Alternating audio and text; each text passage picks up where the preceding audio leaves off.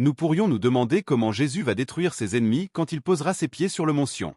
Zacharie chapitre 14 verset 12, « Et voici le fléau dont Dieu frappera tous les peuples qui feront la guerre contre Jérusalem. Leur chair pourrira alors qu'ils seront debout, leurs yeux pourriront dans leurs orbites, et leur langue pourrira dans leur bouche. Ce jour-là, la panique causée par Dieu se répandra parmi eux. Chacun saisira son compagnon, et un homme attaquera l'autre. Juda aussi participera à la guerre à Jérusalem.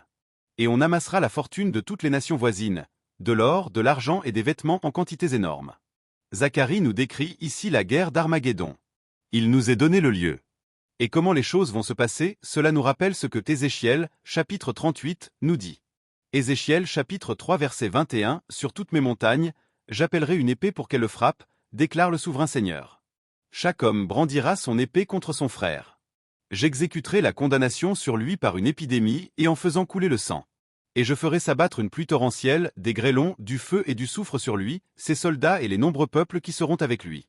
Ce sont les armées qui vont attaquer Jérusalem, qui vont être touchées, nous pouvons voir que l'action des anges au ciel et que les hommes vont s'entretuer. Ce qui veut dire que l'attaque contre Jérusalem portera le 8e roi à attaquer le 7e roi de la bête, et c'est ainsi que la bête sauvage disparaîtra. En fait, c'est la destruction de Babylone la Grande. En fait, quand nous verrons la destruction de Jérusalem, la Russie se jettera contre l'Amérique pour une destruction mutuelle certainement par les armes nucléaires.